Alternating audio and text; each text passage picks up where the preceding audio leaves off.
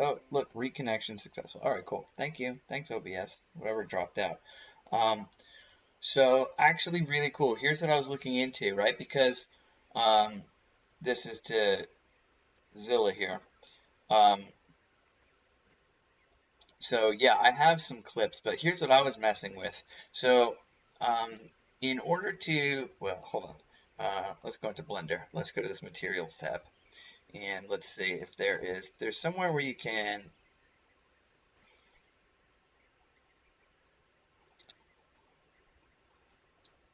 I think I just showed it a while ago, like somewhere where you can add like a HDR images. That's layers. I don't know where it is, but anyway, you can use HDR images. Oh, it was in like the sky thing where he's where is that? Here is this like the lighting? Hold on, let me find it.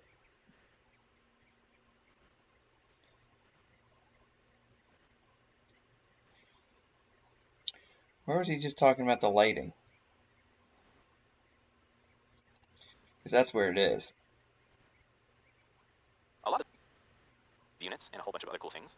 Here is world. Now this is where you specify where the world lighting is coming from. Right, You'll world note that nothing light. changes, but if I were to go into rendered mode, you'll see everything has this world color to it. Maybe. And if you really want to, you can click this button and go to environment texture, and this is where you would specify an HDRI image that you may have There shot. you go. That's it. Environment texture. So here, hold on. Where is he? Red world. Red world, and he says, where is that? Color, environment texture. Color.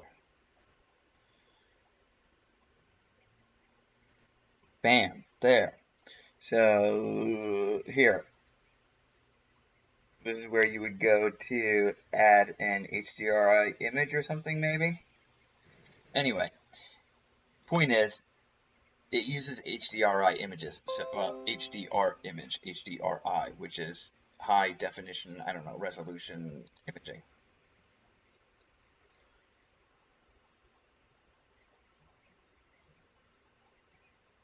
All right, cool. So you already have a tablet. Anyway, here's the point. Back to Mr. Zilla there.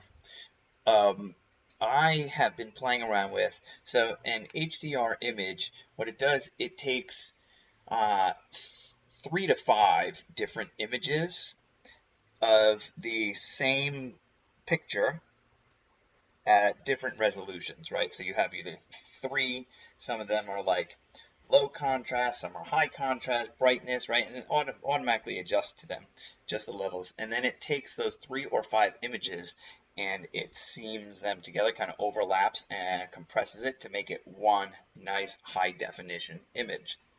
So, point is, with the drone that I have, it has that option already built into it. And so you can take HDR images, let's say I fly up to like 300 feet, and take an HDR image of that whole scene around. It then composites that into an HDR image, and I could upload that image here, and it will take that scene essentially, and I could put that onto materials if I wanted to. I could make it, like this guy's saying, make it your world environment. So then my environment would be that picture that I just took with the drone, right? So that's what I've been playing around with the drone. The drone also takes really killer panoramic. You do? That's what I got too. Yeah, it's so good. It's amazing. It's awesome. So let me show you since we're on the Mavic now. It's gonna be here, and it's gonna be in Drive, and it's gonna be buses.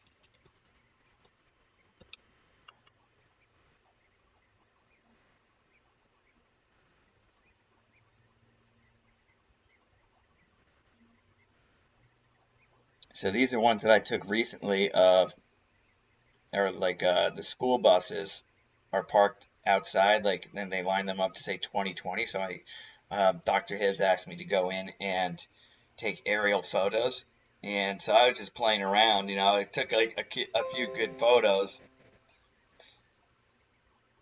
and What's the Blade 270? Is that a drone or is that your tablet?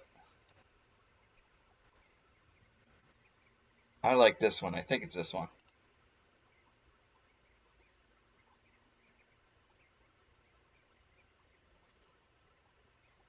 This one makes me dizzy just watching it.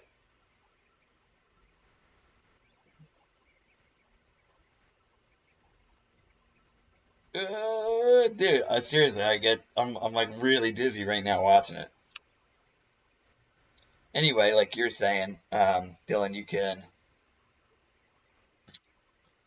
edit the clips together and make like that would be cool if I just like shortened up that clip to just get that last second like spinny thing. Could be cool, right? I took some like, let's see, is this one like panning?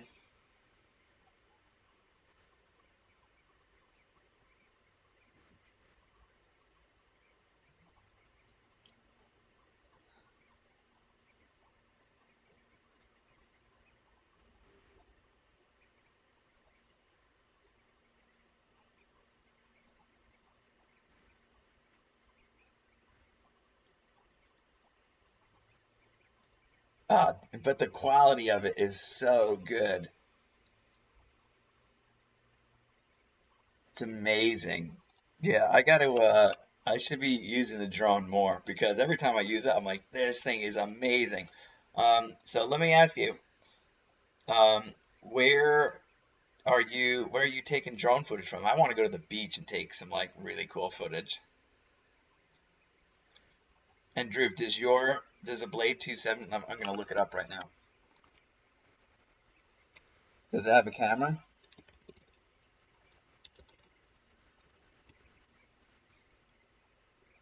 Oh, sick, dude. Is this it?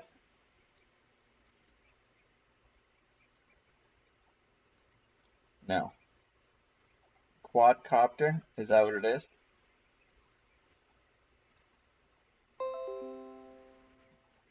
All right, sweet. So it does have a camera. Does it shoot 4K?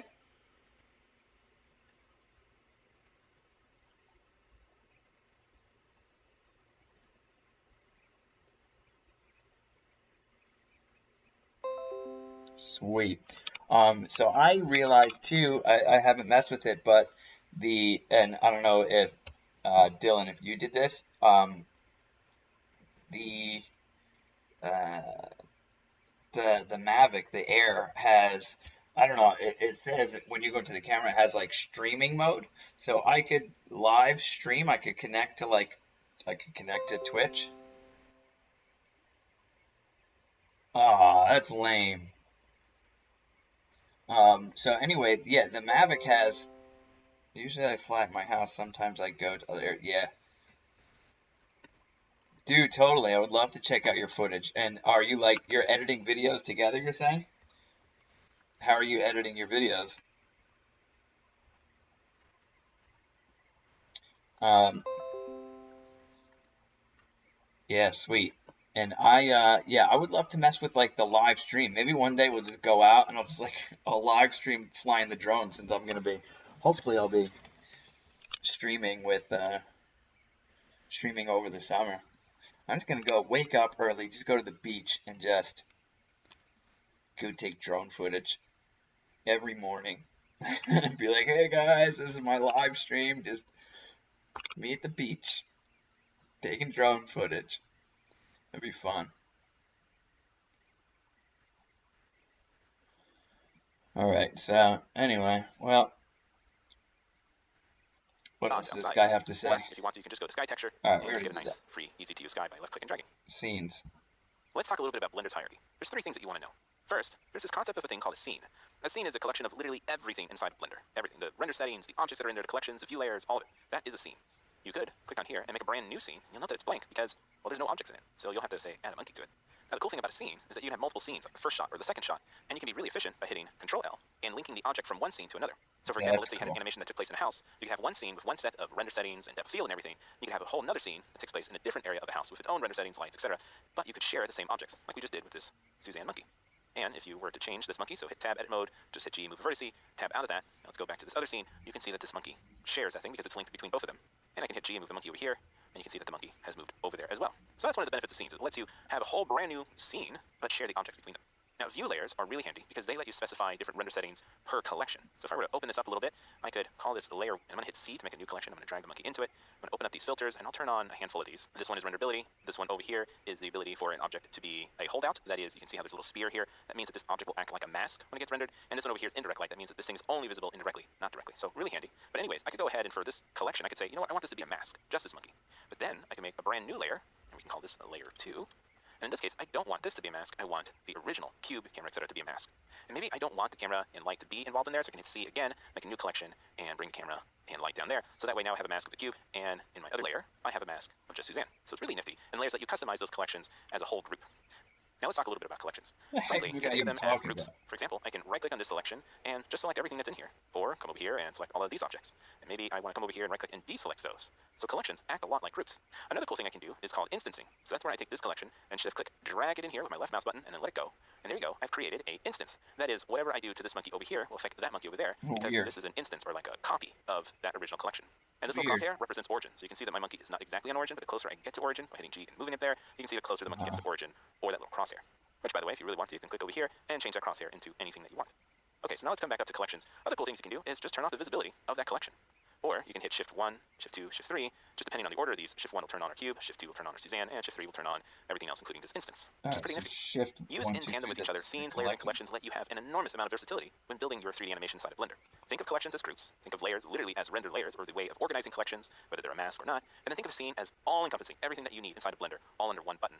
And the cool thing about it is that you can have different render settings per scene, even though you have the same objects. So that way you don't have to save the file as multiple names. You get one file and have a whole bunch of scenes within it. Way more efficient. So in sum, scenes, layers, and collections are the hierarchy. I want to go take drone footage of the Grim Reaper guy then. Really the backbone of how Blender operates. We touched on workspaces a little bit in the beginning. We talked about... Why? Is that because, like, if you go to the beach, you're gonna, like... You're gonna catch the virus, everyone stay off the beaches? Is that like what he's saying? Or is just being a goofball dressing up as a Grim Reaper? It's on the news? Oh dear lord. About hitting Control N and being able to select any one of these workspaces. So if I hit Control N and I go to sculpting mode, you can see that I'm in a really different mode inside of Blender. I can still use my middle mouse and move around. When I left click and drag, you can see that I can sculpt. And then when I hit Control N again and go to animation, you can see again, just by left click and moving around, I can draw. And I can even move around, but my whole scene is white. So what's going on here? Well, these are workspaces. Workspaces are just a collection of organizing the windows that you see inside of Blender and the different kind of modes or tools that are available when you immediately switch to them. So let's take a look at some of the workspaces that are up here included by default. First is layout. This is where you'll spend a lot of time inside of Blender. Next is modeling. You can see it switches us to edit mode. That's tab if you were keeping along. And you can go ahead and just move stuff around. So you're in edit mode, and you can see also you're included all of these awesome tools over here on the left. We'll touch on those much later. Another cool thing about being in different modes within a workspace is context menu. So when you right click, you'll see that there is a vertex context menu. When I switch to edge or face, you'll see that it changes to face context menu or edge context menu. It's really, really handy. Move on to sculpting, and over here, you can see this from earlier, we're in sculpting mode. Now this thing only has a couple of little dots, so you can't really sculpt too much detail in it. But my point is you can see up here, we have switched to sculpt mode, and because of that, you can also see we have a whole bunch of new tools. And if I right click, you can see that instead of having a context menu of options, I have the ability to change my brush size and strength. Let's move on to UV editing, and this is what you think it is, the ability to edit the UVs over here, so we can go ahead and click stuff and move the UVs around. Of course, won't be able to really see any big change over here, but the point is you are in UV edit mode. Next, if I come over to texture paint, in this case it's going to be pink because there is no texture attached to this cube. If there was, you'd be able to go ahead and draw on here. So let's just do that real quick. Let's just go ahead and make a new one, zoom out a little bit, and just draw a little. Now with this cube over here being pink, you can go to material, come down over here, where it says base color, click on that, go to image texture, click this little drop down, you'll see this thing called Untitled, and we're going to want to pop out of object mode, back into texture paint mode, there you go. And now you can see instead of pink, we have the ability to draw in texture. The cool thing about it is I can draw in 2D, or I can draw in 3D. How crazy is that? Be careful, because depending on the power of your system, this may go really quick, or this may go really slow. At the very least, you can always use the solid mode and draw, but it will lag a little bit, just again, depending on the complexity of the object and the power of your system. All right, moving on is shading mode, which allows you to specify what the material is here. As you can see from before, we had our material settings over here. You can see this is the image, this is the material or shader that it's using, principled BSDF, and then it outputs to the object, and that is creating this effect. And down here you can see what the reflections are happening. Note that there are no shadows in this mode. This is just for look development to get a good idea of how your textures and shading will work. That right there is your HDR image. Right, so you can apply different images. You can see if, well, let's see if I can make this bigger. You see like the street, you see the trees and stuff, right? Now it applies like the whatever lighting is on there somehow, it like recognizes the lighting. And you could actually have this view. You could make it viewable in your viewport there, so you could like see it. All the trees and stuff would show up, or you could have it hidden, but it still uses the global illumination. This is interesting. the same thing happens in C4D. There's like a way to do this stuff too, and like linking it. This is a lot like in robotics class. I think, Drew, if you were in that robotics course, right, where we were linking things up like that with what was it, the Now robot? Side of a rendered view. Next is animation mode, which is awesome because it lets you see the dope sheet down here, a camera view, and of course be able to manipulate your object over here in a really nice mode. Next is rendering, which should you go ahead and render an object, it will pop up here. You can close out of this window really quick, and you'll see that that rendered object is now viewable. Just click on Untitled, and go to Render Result. There you go. And you can go ahead and manipulate this and add any transforms, see what's going on with the scopes, etc. So render mode is pretty cool to use.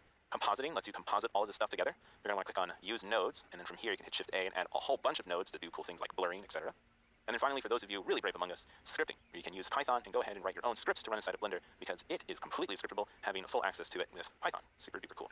So that's a brief overview of all of the workspaces. Now let's take a look at how to make your own workspace. One of the cool things you can do in Blender is customize the entire view to be in your own way of working. We call that making a custom workspace. Let me show you.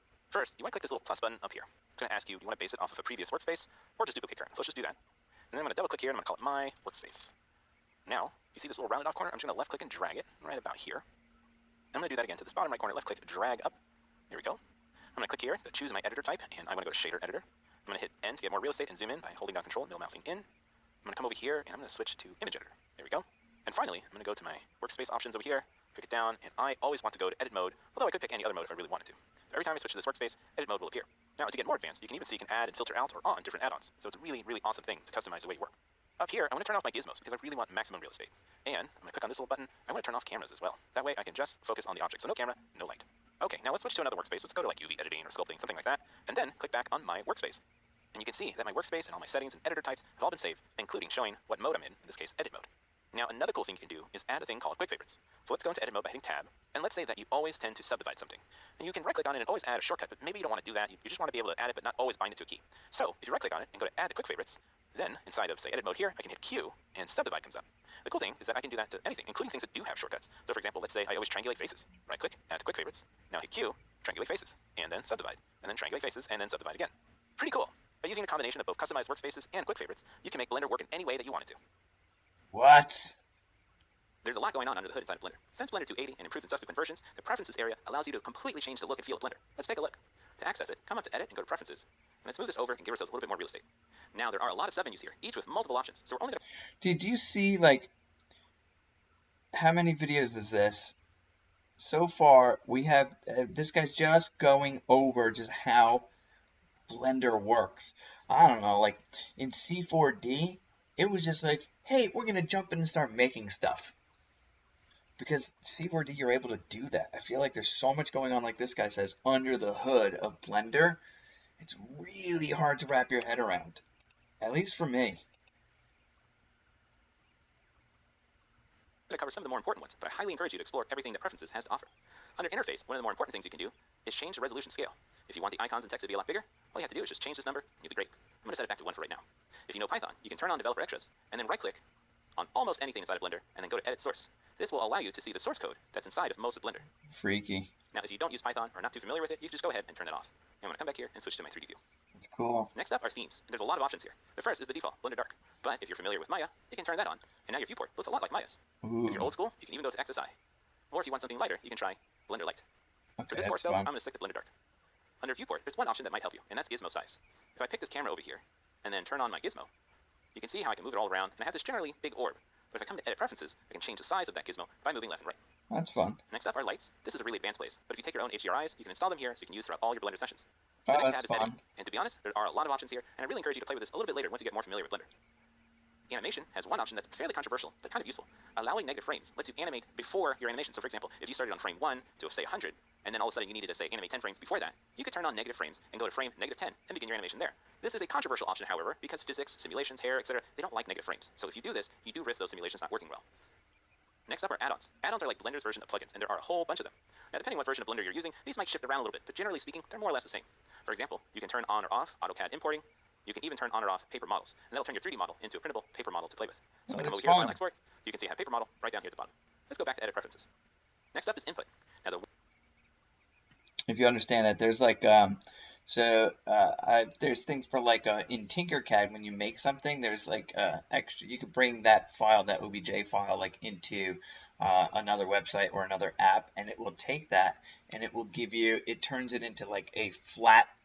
I don't know what you want to call it, a flat kind of like web thing. And when you print it, it just prints like, prints where you would fold and stuff like that. And so then you could print it out on a piece of paper and you could construct your 3D model on paper. So this guy's saying like that is done with an add-on right inside Blender. So that's cool. One thing that's really handy here is emulate numpad. If you don't have a numpad, you're going to miss out on a lot of Blender navigation. Let me show you. If you do have a numpad, you can hit 5 and toggle between perspective and orthographic, or 1, 3, 4, 6, and 8, and you can see how all of these options allow you to move around in Blender very quickly. With emulate numpad on, you can just use the numbers that are on top of your keyboard. Let's come back to preferences, and in my case, I'm going to turn that off. Navigation is a really complex area, and again, I highly recommend you come back here once you get a little bit more familiar with Blender. Key map is really important depending on what you know already. If this is your first time in 3D software, the Blender shortcuts are exactly where you want to be, and it's going to be what we use in this course. The only caveat is under spacebar action, I'm going to set that to search. And another handy one to turn on for this course is extra shading pie menus. If I come over here and I hit Z, you can see I have a few extra little menus. Let's come back to edit preferences. There's one more thing I want to talk about, and that is the old version of Blender shortcuts and industry compatible. Industry compatible shortcuts takes the general shortcuts from Maya and the shortcuts for sculpting inside of ZBrush and combines it into one key map for you to use. It also changes a little bit the way you can move around the viewport. If you're familiar with Maya and ZBrush, I highly recommend you use industry compatible. But for our course, we're going to be using just the regular Blender default shortcuts. Next up is system. Now, this is really important. If you have the ability to turn on CUDA, Optics, or OpenCL, well, go ahead and do so. For example, if I come to CUDA, I can see I have a Quadro P6000 and an... Already did that. I have CUDA on because I have my GeForce, the GTX, and I think whatever it is, my processor, the i7 or something. I can go ahead and check those on, and now Blender will render scenes a lot faster. If you don't have any option available here, that is, if you click around and you see something like this, that's okay. You can stick to none. Your scenes will just take a little bit longer to render, but don't worry, they'll still render just fine. Now, under memory limits, there's another important feature. If you find yourself running out of memory, or Blender seems to go a little bit slow, try setting an undo memory limit. It works in the power of megabytes, so be sure you don't type in something really giant, but if, for example, you want to cut the amount of memory you have in half to be used by undos, this is where you would type it in. Another thing you do is also turn down your undo steps, and that might help with performance inside of Blender, but be careful. The less undos you have, well, the less undoing you're going to be able to do inside of Blender. Okay, there's 2 more tabs to go, and they're probably the most important. Save and load. Autosave. This will save your life. Timer in minutes. Every 2 minutes, it will autosave. If you want to save some hard drive space, you can even turn on compress file, and that'll cut the file sizes down dramatically. But let's talk about autosave really quick. If you come up to File, Recover, you can click on Autosave, and that will show all of your latest autosaves. If I come back to my preferences, I have to say one important thing about autosave. It only saves one file. It doesn't autosave every 2 minutes and increment that file. Good. It only saves the latest of that file. So just be aware of that. Auto-run Python scripts is really handy, especially if you're using character rigs. And finally, file paths. Temporary files is where many of these autosave files will go. So just be aware that this is the directory everything's going to be in. If you find yourself running out of hard drive space, definitely check out this. Put that on an external hard drive, essentially is what he's saying, right? Have your external hard drive hooked up whenever you're going into Blender, and these temp files will be, you would direct that into a file on your external hard drive, so that way it's not taking up space in the directory. Because Blender likes to save a whole bunch of stuff in there and eat up your hard drive. Okay, so there we have it. We've gone through all the major Blender preferences, and even in this video, we had to skip a few of them because there are just so many options. As you go down your Blender journey, you can always come back to edit preferences and further customize your Blender experience. Woo! Man. To create a scene inside of Blender, you're going to need to add some objects. All right, so I think he's ready. I think we're ready to actually like lay out some, start actually like doing some objects and composing some scenes maybe. So that'll be cool. Next week we'll jump into it. It's 11:04. I am signing off for the weekend. I'll be back here Monday, 10:30. I'll see you guys then. Go fly those drones.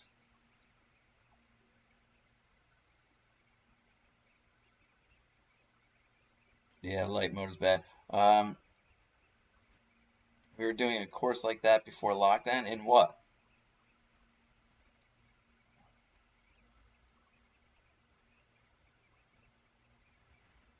All right. I'll see you guys later. Adios. Go fly that drone. Go work on that tablet. Oh, and apply tech. Yeah. All right, y'all. I'm out.